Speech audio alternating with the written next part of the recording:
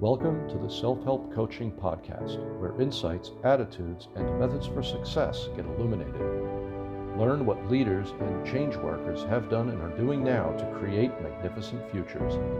We interview great guests who inspire you to overcome obstacles and achieve your goals. Be sure you visit our website at self-helpcoaching.com. While you're there, subscribe to us via your favorite network. Now, just relax as you listen. You can do something else, but be ready to make an important note.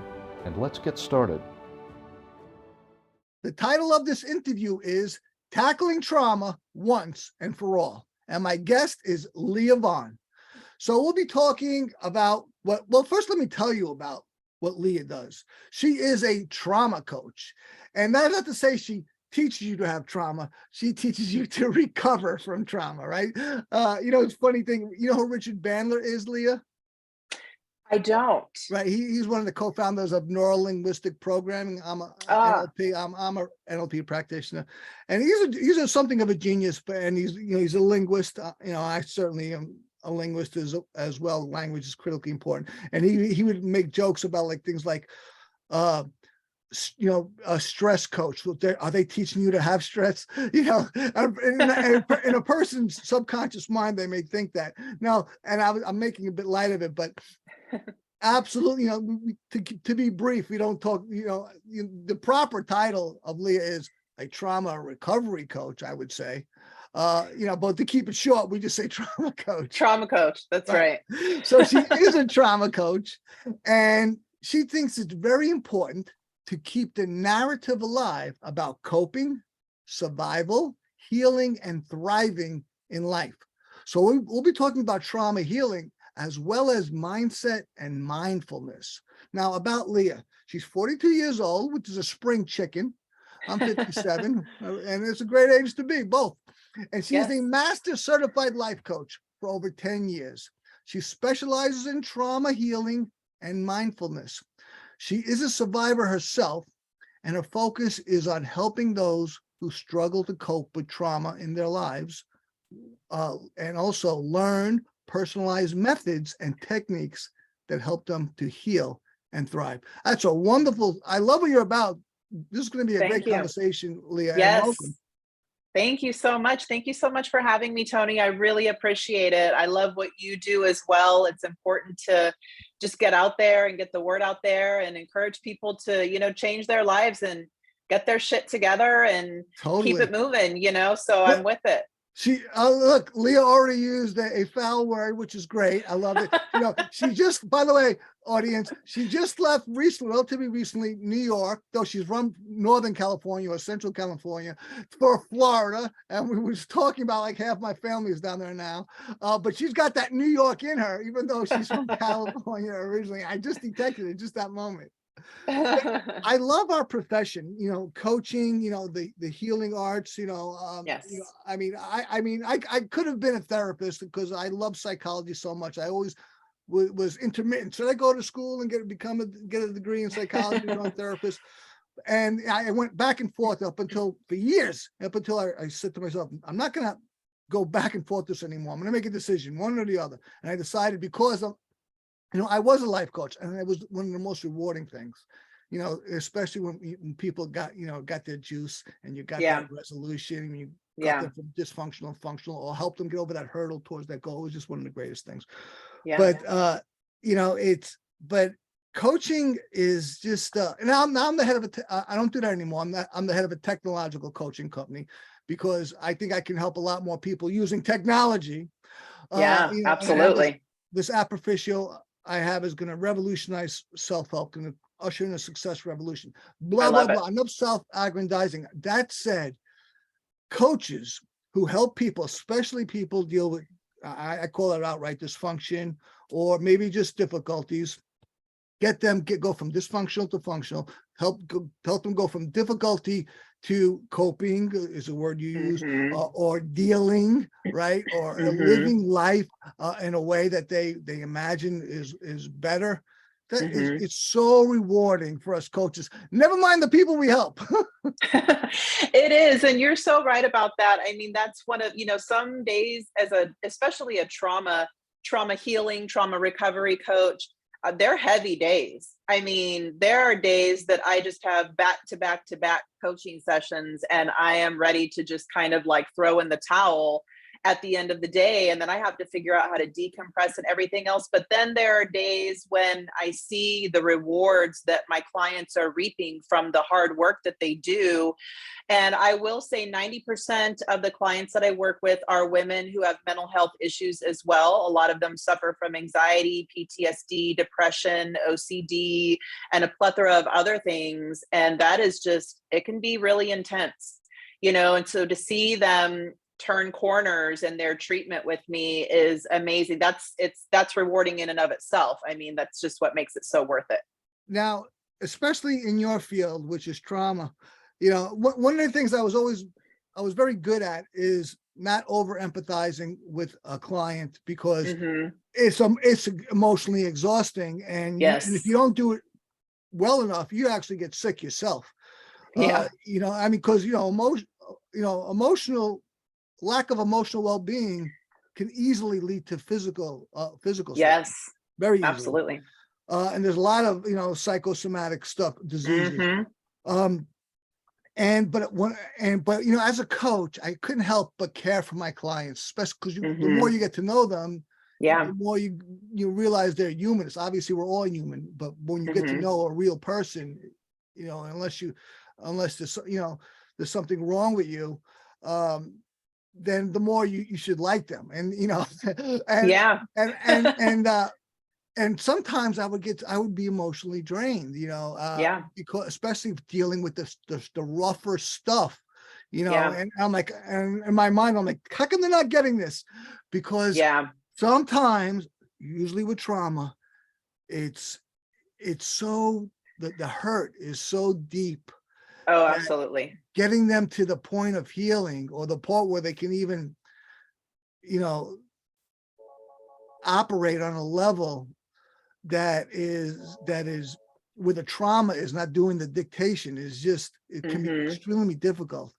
Absolutely. Absolutely. And that's one of the reasons why I wanted to become a life coach, was because I have survived several domestic violence relationships. I was raped when I was 14 years old. I was in an adolescent domestic violence, like a dating violence relationship. And that's really nothing that's ever taught in school, especially as a teenager. You don't ever hear, you may date this person and they may hit you or call you names or batter you. And that's not normal. It's not something that's a conversation. So there were a lot of things I went through at a very young age, when I was still cognitively developing and immature and everything else, naive, vulnerable. And it was just a hard road to recover from. And then as an adult, the cycle repeated itself a couple of times in my life. And I just thought, that is, if I can overcome these things and heal my trauma and get past it and make something of myself. I'm a mother, I have daughters. I want them to know, also, and be educated and be aware of what's out there and things that can happen, and also know that, it's possible to just rebuild your life. And so that motivated me to get in there and pay it forward. And I also got my psychology degree. One of my abusers was schizophrenic, and that was really scary. And I just dove all in. I wanted as much knowledge as I could possibly gain, and wanted to understand why people act the way they do, what drives them. So a lot of my trauma, like you said, it came from a very young age. And the individuals that I coach, also childhood trauma, childhood abuse, childhood sexual abuse, dating abuse, rape, all of these things. It's a constant conversation of healing. Triggers come up, memories come up. And like you said, it's heavy, it's deep, it's really deeply rooted. Absolutely. Now, when I was coaching, a lot of my coaching came from my own person. I was a certified life coach. I was an NLP practitioner, love it, all this stuff. But a great deal of what I brought to my coaching to a client was my own experience, that I was able to either codify or just have an inclination or an instinct. Okay, this fits here. This works. I can help them, the client here. Now, you were raped at 14. How did you deal with that? And were you able to codify it in some way, or did that come later when you were a psychology student or a coaching student? I'll tell you what, when it happened, I really didn't understand, because the individual that it happened with, the person who assaulted me, was only a few years older than me, was just newly out of high school. So it didn't feel like what I had imagined what a rape would be, like a violent assault by someone much older and scarier and bigger and more threatening on the street, or someone grabbing me and throwing me in their car and taking me, things that I had no idea. And this person persuaded me and took advantage of me. And I knew it was wrong at the time. I did, tell adults that were in my life that weren't really very helpful, unfortunately. And that was also really hard. But I don't think I understood the significance of what it really was that transpired until many, many years later. How did it affect you? It affected me in a lot of ways, because as a young adolescent girl who is sexually assaulted, the lines blur as far as what that looks like, what intimacy is, what to do in dating relationships sexually. And a lot of times it results in hypersexuality. And I drank a lot. I did a lot of drugs. I'm not afraid to, testify to the things that I did to kind of fix the hurt that was within. Sure. And I didn't realize it. I had no idea why I was acting out. I didn't feel loved. I felt a lot of voids in all of the relationships in my life at that time, and it definitely impacted me even through young adulthood. There were a lot of things in, personal relationships, friendships, family relationships that I just, Right. It was hard, it was really hard to keep A lot it of people together. don't realize this, but listen, life is a bitch in general. In life, everyone has their cross to bear, and the poor think that the rich got it made. Everyone has to deal with life. It ain't easy for anyone. Yes. If you're rich, it's a little easier, but it still ain't hard. It still ain't It's easy. still hard. But and when things are really hard, that they affect us. But trauma specifically, how define trauma for the listeners? Trauma for me, I'm not going to define it according to Merriam-Webster. Trauma, in my experience and in my client's experience, is a significant event that's happened to you that's left an impact on your life in a way that it continues to come up for you. It results in a lot of pain and a lot of emotional hurt. Like you said, psychosomatic symptoms come up. We see anxiety, depression. Trauma is something that is connected with an event or a time in your life, either something that happened to you, something that someone did to you. It can be a car accident. It can be a sexual assault. It could be running into the door and stubbing your toe 20 times in a row and then never wanting to walk near a door again. Sure. Things that leave that memory impact on you that is debilitating in either an emotional or physical way as it continues to come up. That's a very succinct description, and I think everyone has it now. Great stuff. Okay, let's take a moment to hear from our sponsor. We're going to come right back with Leah Vaughn, and then we're going to go down the rabbit hole of trauma. So buckle up. This is going to be good. I'm looking forward. Buckle up. This episode of Self-Help Coaching is brought to you by Proficio. Ever heard of accelerated learning techniques? What if you learned more deeply than ever before? What if you remembered what you learned far better than ever before? Visit www.proficio.io. That's proficio.io, where you can understand perhaps better than ever before. You're listening to the Self-Help Coaching Podcast with me, your host, Tony Petrozza. We're having a fascinating conversation with Leah Vaughn, and I'm fascinated. I know I'm about to be even more fascinated because this is really I love this stuff. Psychology has long been my favorite subject. Why do we do what we do, or why do we not do what we don't do? And like I told you before, I'm an NLP practitioner, which is a form of psychology which studies how the mind works. But when we get into, these whys are actually the most important thing, because why is the most important question, basically speaking. Yes. Right. And I really thank you for sharing your story. I mean, obviously you're a professional, but you talked about your life, your personal life, and how it brought you to where you are now, basically.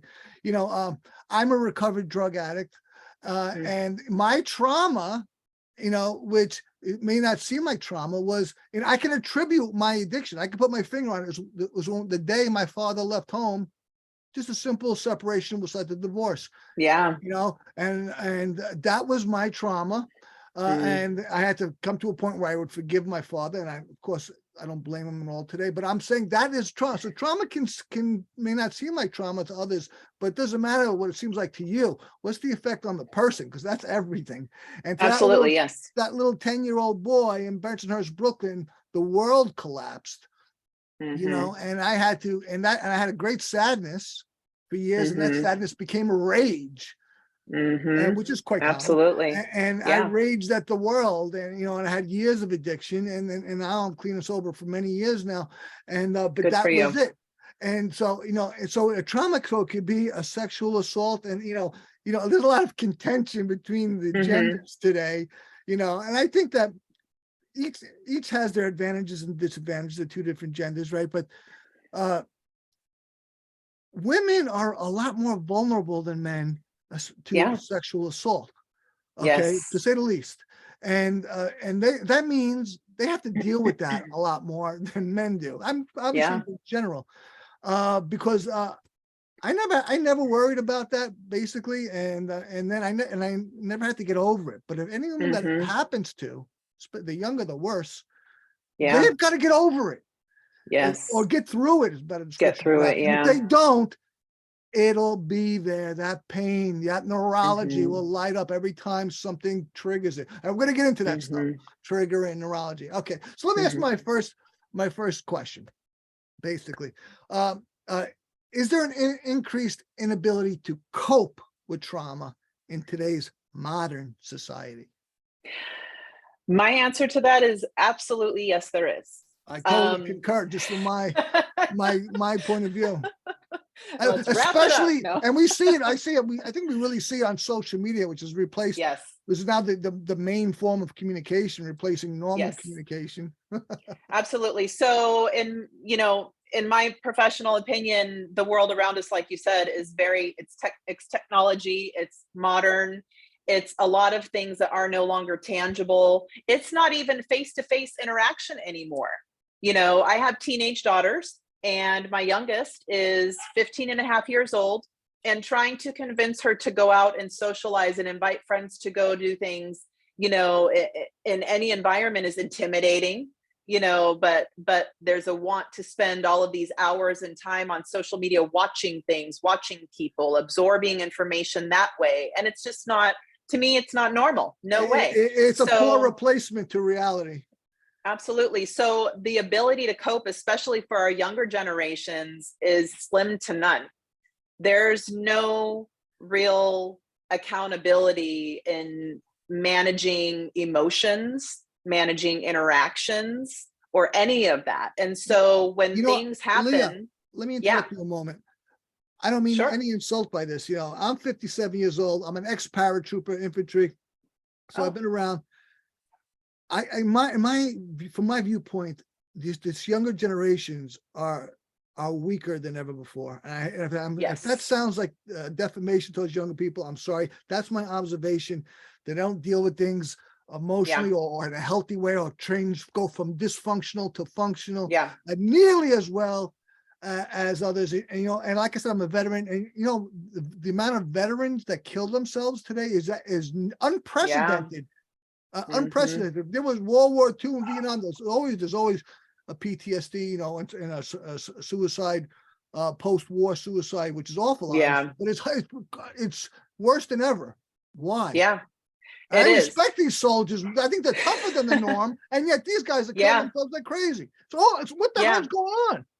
Yeah, there's definitely an uber sensitivity to any discomfort that comes their way. It's a physical discomfort, emotional discomfort, relational discomfort, having to engage with other people. And there's, you see a lot more, especially in our teens and early adults, the suicide rates for teens, has skyrocketed as well. And I'm thinking, when I went to school, and I was in the school in the 80s and 90s. I saw a lot of shit around me every single day. My kids come home and they share stories at school, and I'm thinking, oh, I used to see that all the time. But I didn't react in the way they react, and I didn't take it personal the way they take it personal. And I'm able to just kind of process it and move on. And they're not, they dwell, and they obsess and ruminate and all of these things. And it's just, I blame everything on technology and social media, because back then I engaged. If I wanted to talk to my friend, I had to walk to their house or ride my bike, or hopefully, nobody was on the phone. So when I called them, it wasn't a busy signal and I could call and say hello on a telephone. There's not even conversation on the phone. It's texting, it's messaging, it's DMs and all of these things. There's just that lack of human interaction. And I think it's greatly contributing to the demise of an ability to cope. How can I dispute that in any way? I totally agree. And I think that's part of it is this certainly, I think there's a huge part, this victim mentality, which is that's pervasive now, that's even pursued inexplicably, not inexplicable, because there's a payoff. That's why they do it. But it's a small payoff to actually, if you had to choose victimization, which in today's society has a payoff, or empowerment, which doesn't have like an observable payoff in social circles, but in truth has the greatest payoff of all. Right. Absolutely. More and more people are choosing this victimization, and the paint by numbers there is get offended, be offended. That's step one. So instead of having thick skin or resilience, or have the true understanding that nothing is personal. People just do what they do because that's what they do. Period. Yes. Yeah. That's it. Not because of you, Mr. or Mrs. Narcissist, because of them. That's why they do what they do. But no, I'm offended. You said that. You get, and then as the next thing is that I'm a victim. I'm hurt. And I'm not mitigating in any way the terrible things that you just described, like initially sexual assault or things that really cause a person to be in fear or to suffer great pain, which is it doesn't have to be a sexual assault at all. Many things could be that. But you gotta, people are not understanding that life is tough, and you've got to toughen yourself for life. Absolutely. I'm so glad you brought that up. I definitely 100% agree. The name of my business is Live Resiliently. I stand by it. I did not know that, Leah. So that was not. That is fantastic. Is. Live Resiliently Coaching, because resilience is huge. If you're not resilient, you'll crumble every time, and you won't make it back up to crumble again. And so also I totally agree with the victimization. Unfortunately, society coddles victimized people, and there's, like you said, more of a benefit to be a victim than there is to be an empowered, resilient, and human.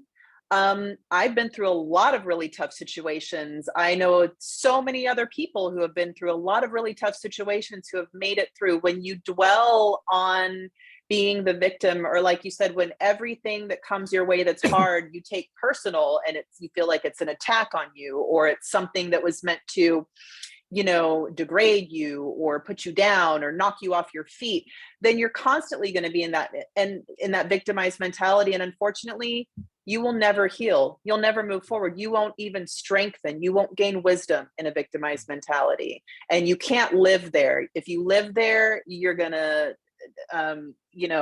not make it.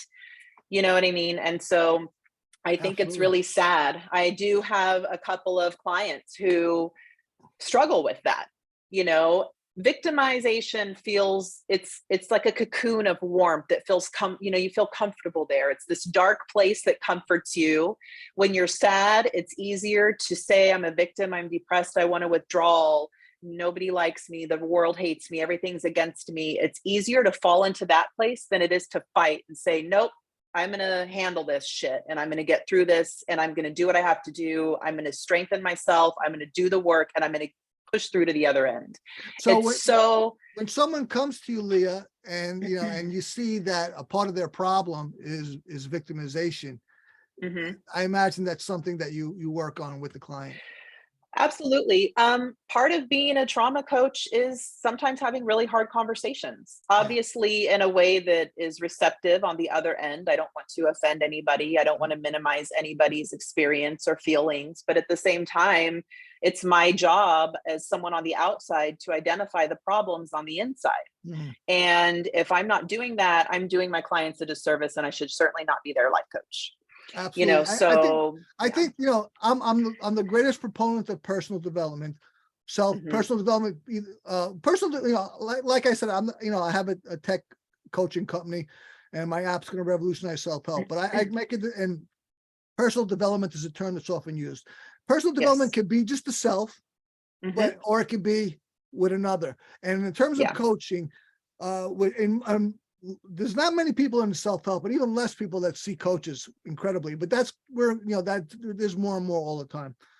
But one of the great benefits or advantages that a coach has in terms of helping a client is that we're able to see things that the person doesn't see. They're too much in their own picture, too emotionally attached. They don't have the expertise, and we've got all that, and so we could see it, and we're like, listen, we help you see this here, because if you don't see it, it's in a terrible blind spot. And let me tell you, you're tripping over it every time. Absolutely, yeah, absolutely. People get in their own way, all the time. We do it. I even do it. I'm a life coach. I'm a trauma coach, but I have my flaws and faults. We have our blind spots. That's exactly it. We're not, absolutely. We're as human as all the rest. We are. Yes, definitely. And so, people get in their own way. They can be their own problem. They can shoot themselves in the foot. And it takes someone on the outside. And when they seek when they come to me, I always do kind of a discovery session. I ask a lot of questions. I want to know a lot about where you're coming from, where you would like to go. But I am that coach that I'm not a therapist. I'm not a psychologist. I'm not a psychiatrist, although I do work with psychiatrists. I'm not one. So I may be able to identify mental health issues and help support you in certain ways, but we need to get to the bottom of what's going on, but we need to resolve it so that you can move forward. And that means getting out of your own way and allowing that path to open so you can move forward. Leah, you're really my kind of people. I say that sincerely, because you have a degree in psychology, and yet you're a coach. You could have become a therapist, and I love psychology, and I love therapy, but I think coaching, and I think therapists and coaches are both great. But if I had to choose coach, I take the coach. And I know I'm biased because, and why do I say that? Well, basically speaking, and don't worry about that dog, that's fine. I'm so sorry. That's not at all. I wanted to proactively say it's fine, so you can relax. Thank you. I'm a huge dog guy. Even though I have 5 cats now, so I'm a cat guy, but I'm really an animal guy. And my cats are like, I have cat children. That's what I have. Anyway, so basically, the way I see it, therapists help a person reconcile with the past, more or less. Yes. Coaches help you with the future. And guess what? Yes. None of us live in the past, even though we think we do, or we can't help it. But we're not going to the past. We're all going to the future. That's where we're going. Yeah. So coaches are more valuable, from my argument. So, and you got the degree too. Absolutely. Well, and that was something that, was really important to me, especially when I dealt with somebody who was schizophrenic. I wanted to understand the psychology behind mental illness. I wanted to, and again, a human action, the whys behind what people do. How does our brain work? How does it function? How does it dysfunction? How does it backfire? And, but absolutely, it's important, because I don't like to dwell on the past, but I have a little saying that if you're going to look back to the past, look in a way that it catapults you forward. So well said. yes, I like that. you know, it's okay to revisit things in the past when you need to process them when they come up, like triggers or memories or things that are hard, and you have to deal with it in that moment. But don't live there. Don't stay there. Take it, deal with it, process it, however you need to do in the ways that you cope. And then you've got to move forward from that. You know, we have to be able to, and that's why I love coaching. That's why I chose not to do therapy or psychology. I didn't want to prescribe medications. I didn't want to do psychiatry. I wanted to help people move forward. I wanted to help bring them out of the muck of their past and help them, you know, glide through the path in the future. You know, everybody wants to have knowledge, and they should. But what's the difference between knowledge and wisdom? I just did a little video about this recently, and I had my little definition of wisdom. Great. But one of the things I came up with as I spoke, and I think it bears repeating here, is that wisdom is knowledge that was hard learned, or it took a lot of learning to get to it. And one of the points of wisdom that I have today, and I'm 57, is I don't do exactly what you just warned against. When I think about the past, if there's things if I'm thinking about something I don't like, I'm visiting it for a very, very short period, if at all, because that doesn't have anything for me. Yeah, absolutely. Go to the past. So I can get sad now? No. Yeah. No. Why use my psychic energies that way?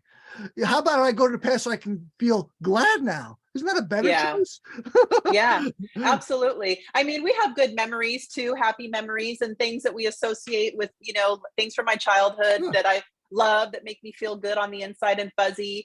But, you know, there's a lot of junk and garbage and baggage that we do carry, you know, and if we don't heal it, if we don't address it, if we don't process it when it comes up, then that's a problem. And then we'll end up living in that constant, you know, negativity from whatever happened years ago or months ago or whatever, you know, however long it may be. We've got to be courageous enough to take it on head on. It seems to me the most difficult task for every person, generalizing, is to live in the present.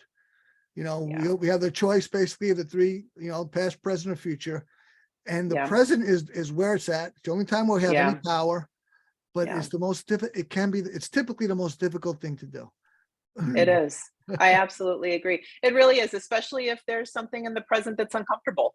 Right. You know, we want to hurry up and get out of that. Right. But if life were all about, you know, peaches and cream and happy good times and smooth sailing, I mean, none of us would have wisdom. We'd just be a bunch of doot-de-doots walking around, and there would be no real true appreciation for life or experience. I haven't heard someone use doot-de-doot as a term of reference in a while, so I appreciate that. And that will segue to a commercial break, and we'll hear from our sponsor, and we'll come right back with Leah Vaughn.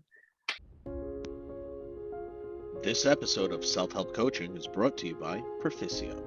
Benjamin Franklin taught that leisure is the time for doing something useful, and that this leisure the diligent person will obtain, but the lazy one never.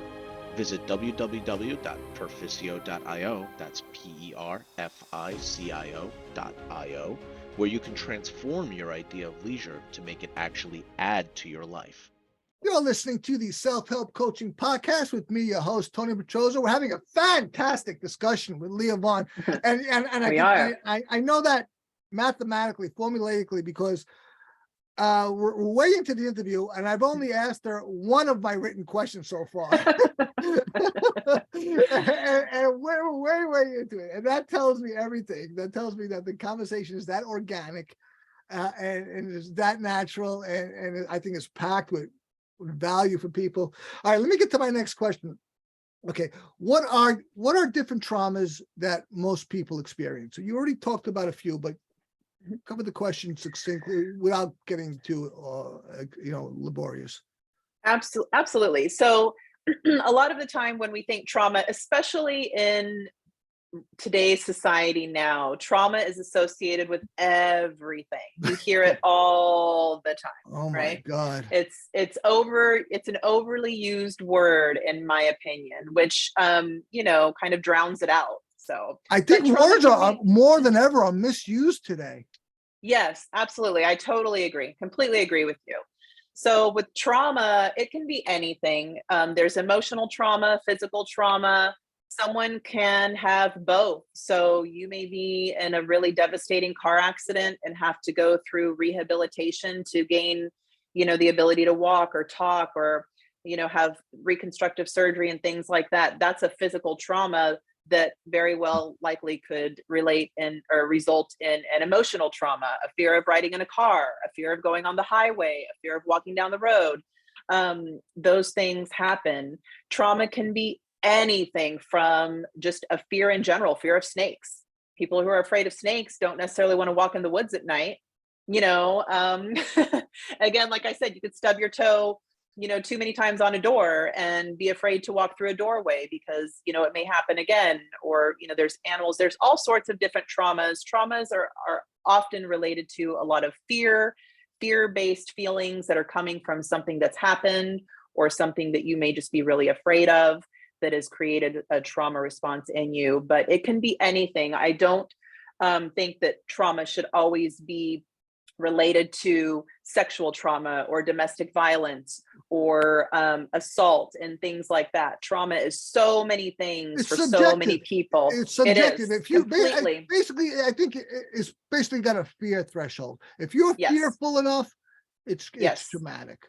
Absolutely. Absolutely. So one thing I learned in psychology many years ago in school, we did a little kind of test or experiment, and we talked about things that we're afraid of that we've never necessarily experienced. And we talked about fire, for example.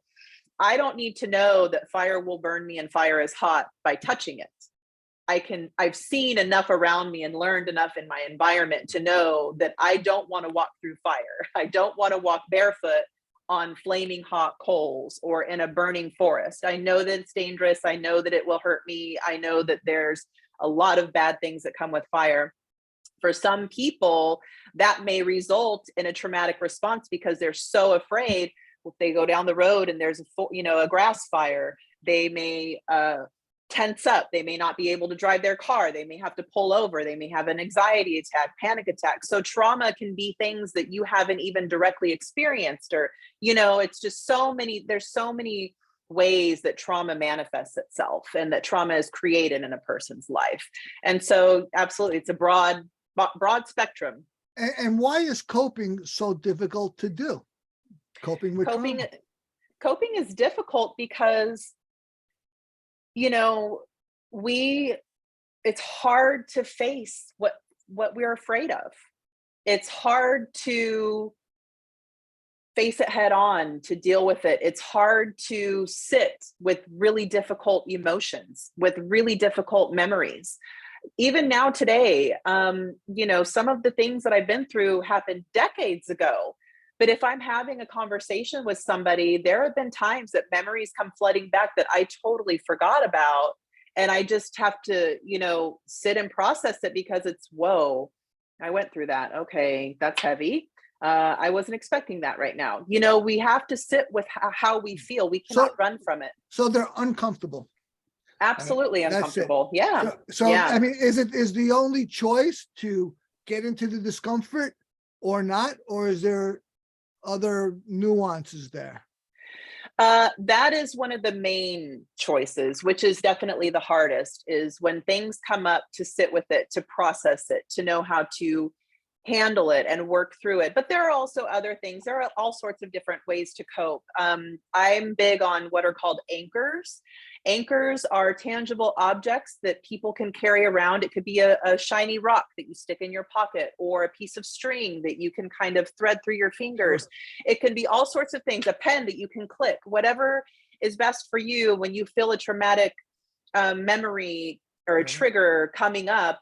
You grab that rock and you just kind of run your finger over the smooth surface, and you focus on how it feels and how the texture is. And that diverts your thought process in a way that you're able to cope through that moment, and it doesn't debilitate you or create an anxiety or a panic attack. So that's one example of another way to cope. It's not just sitting with uncomfortable feelings. There are other options as well. So something could trigger someone's trauma, yes, in whatever context, daily life or not. And one of the coping methods is the anchor that you just described. Absolutely. Yeah, absolutely. Okay. And so anything can be triggered. It doesn't have to be any duplication. Right. Yeah. It's just that it hits that neurology, right? It lights it up. Yeah. Yep. Absolutely. It does. It lights it up in that moment. I am really big on writing notes in my phone. So if something comes to mind that's really heavy for me, Leah, I my write it phone, out. I got the iPhone. The app that I use by far is my iNotes. Yeah, I've got 2,000 notes in this Absolutely. phone. Yeah, it's very helpful. I'm a big Harry Potter nerd, and I always think of, when they take their wand and they take their memories and they kind of swirl it into that memory bank. That's the best way, in my opinion, to take thoughts, feelings, intenseness from your mind and translate it into something else. Write it in a journal, write a sticky note, type it in your notes, whatever. That's another way of coping.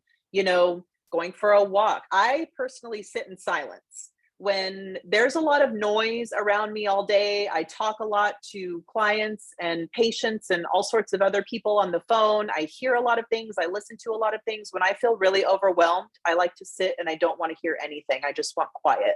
And it calms me. Me too. Not everyone can do it, but for me, I'm able to clear my mind and just listen to the silence, as odd as that may sound, but it helps, so it's different for everybody in the way that we're able to cope. Great stuff. And I also, I like to be alone. Yeah, I mean, definitely. even though I'm actually, my girlfriend says, Tony, you're very gregarious, people really like you, you're well-spoken. Why are you such a recluse? I say, well, I just really like to be alone. I got all the social skills, Yeah. and even downright psychologically sinister, but I love to be by myself. My girlfriend complains about it all the time. I find there's a lot of value of being by myself, and I'm not trying to pat myself in the back. Oh, you're emotionally healthy. No, I like it too much. I need to socialize. That's the downside. I need to socialize more. I need to get out of the house. But because too much of one thing is probably you should look at what the why is, right? Yeah, absolutely. Well, and not just that, but when we get so comfortable with that one thing and we don't want to go outside of it, then why not? Is that creating a paranoia that we're not really looking at, or is there a fear or just an intense dislike of what's on the outside or not wanting to experience? That's a whole different conversation in and of itself. And when we trap ourselves into these little comfort bubbles, so. Speaking of my girlfriend, I was just talking to her just before the interview, and she was saying, okay, we can stay local or we can go a little further. And I said, okay, let's stay local. She goes, why can't we go further? I got a car. I'm like, well, the further away we get, the greater my anxiety. And I said that mostly joking, but there was a grain of truth. A little bit of truth. Absolutely. I consider myself an extroverted introvert. So down to the core, my entire life, I've been a very shy, very timid person. I don't like confrontation. Intense people make me nervous. I don't like a lot of conversation with people I don't know. I'm the person that stands in line with my groceries, and I really don't want you to tap on my shoulder and make light conversation because I don't feel comfortable. I don't know how to react to it. I'm awkward. But in a professional setting, I feel comfortable. I feel comfortable about what I'm talking about. And so I'll talk my head off. And I have no problem with that. But small, intimate, one-on-one, context, it makes is critical. me really, I just am very leery of it. So that tells me that, if you chose to, you could be just as comfortable if you chose, but you're not making that decision, and you don't have to. As long as you're not dysfunctional, you're good to go, right? Yeah, exactly. I'm friendly. I like to be friendly and cordial, but past that, there's something there. And I've just been that way since I was a little girl, just always very timid around people I don't know and new situations and environments, and just really kind of off to the side, quiet, the one in the corner. Very good. Okay, let's take a moment to hear from our sponsor, and we'll come right back with Leah Vaughn. This episode of Self-Help Coaching is brought to you by Perficio. What if you could get the results of being coached without a human coach? What if a computer could coach you? Visit www.perficio.io. That's PERFICIO.io, where you can get coached without scrutiny, judgment, or pressure. You're listening to the Self-Help Coaching Podcast with me, your host, Tony Petrozza. We're having an incredible conversation with Leah Vaughn. And, I hope this is not the last segment because it could go long and I would like it. But I did make you a promise that I would get you out of here in an hour. But I may not keep my promise because I'm so enjoying our conversation, Leah. So we'll see. Okay. We'll see how it unfolds. Okay. So that is okay.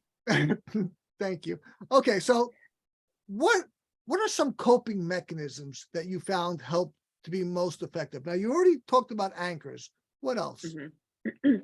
Well, again, journaling, translating our thoughts from our mind and notes and things like that. But really, my professional experience with any sort of coping mechanism is just whatever you can do, either tangible or not in that moment, to direct your thoughts to something positive, and be able to get through whatever that trigger is. Some triggers are really intense. I've worked with people who become physically debilitated by triggers. They can't get out of bed. They cannot move.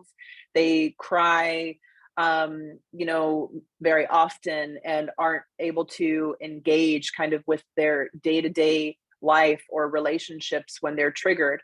In those moments, it's important to I feel it's important to have a resource system or a team in place that you can turn to and talk about how you feel, and be comforted, because fear is tricky. It's not, to me, fear is, it's like a lie. It's telling us that we should fear something, or we should, not be able to face something head on, so much so that we physically cannot do it and we just can't deal with life. And it's like it tricks us into, withdrawing from what we love and being able to engage and being able to thrive. And so fear is, it's false in the way that we're able to function. And so I think that intense triggers, intense trauma definitely requires, professional resources to process through. But when those professional resources aren't available, walks, baths, massages, the things that you hear that seem kind of cliche, but at the same time, that's really important. Listening to music. I play an instrument. Sometimes listening to that kind of music, it soothes me. I relate to the notes and the sounds, and it's very helpful. It feels emotional. I can process my emotions through that music.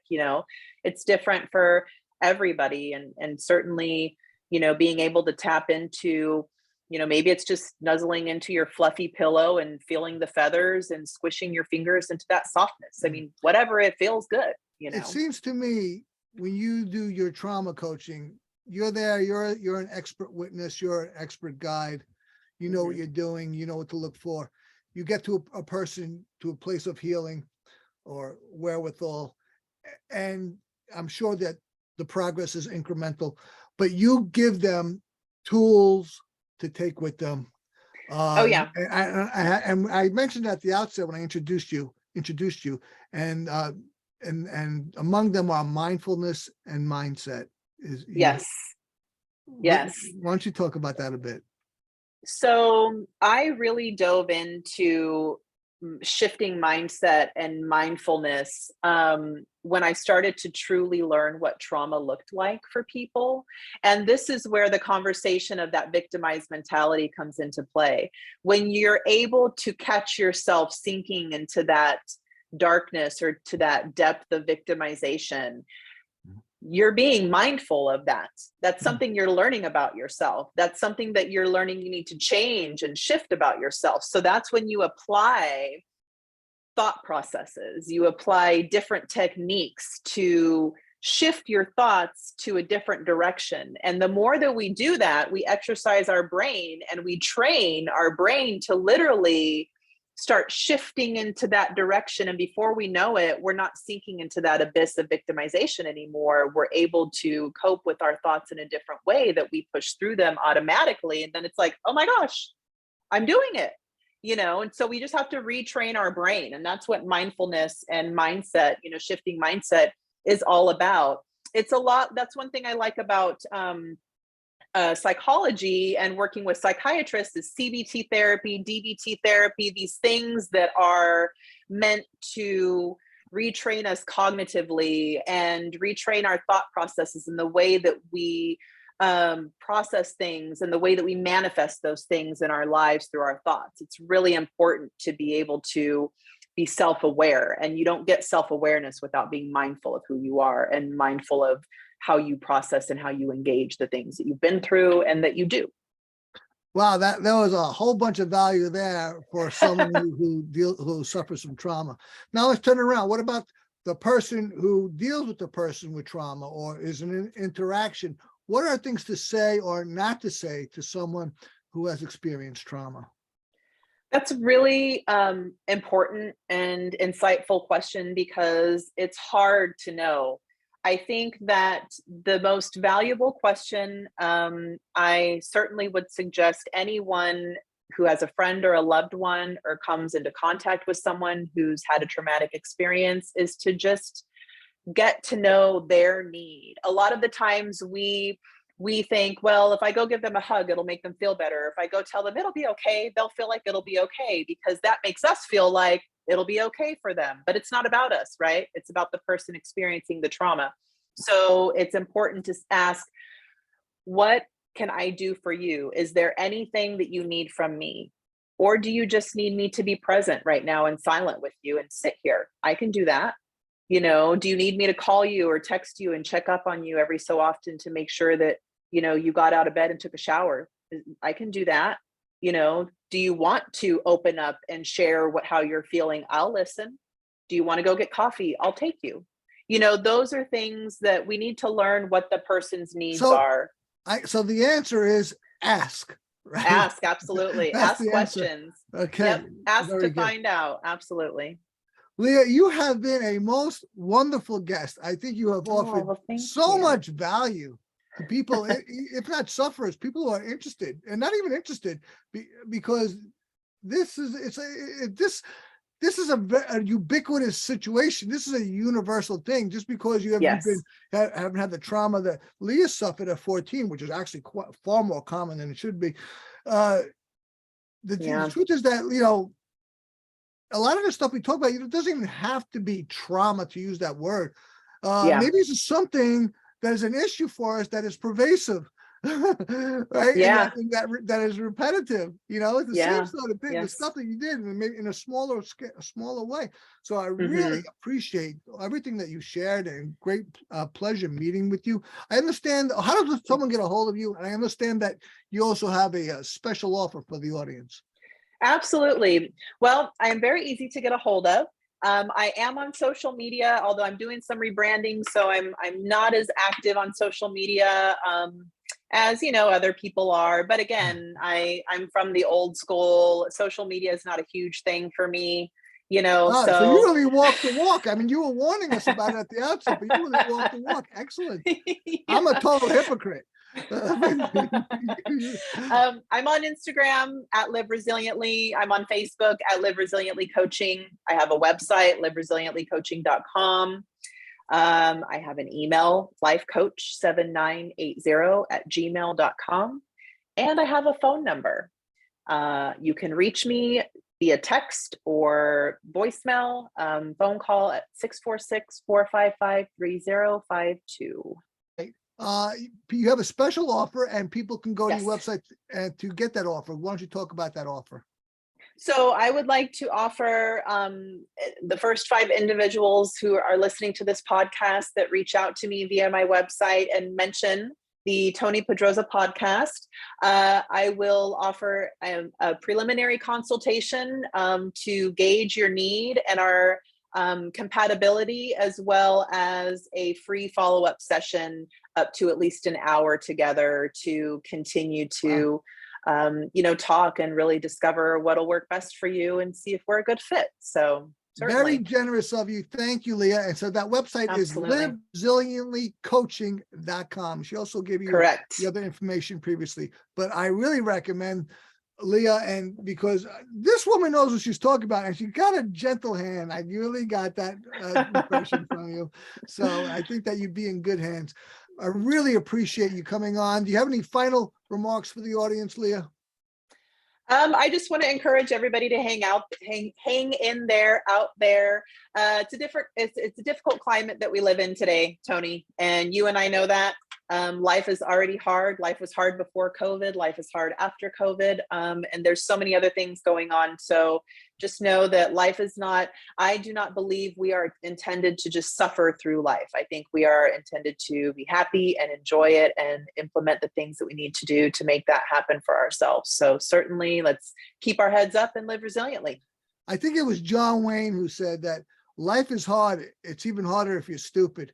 So there's something there for everyone. But here's something that Tony Petrozza says. All right, so maybe we'll have a slight less sting to it, and that is, remember, we're all responsible for ourselves, and we could all use a little help. With that, thanks for listening to the Self-Help Coaching Podcast. Thank you very much, Leah Vaughn, trauma recovery coach. My pleasure. Thank you, Tony.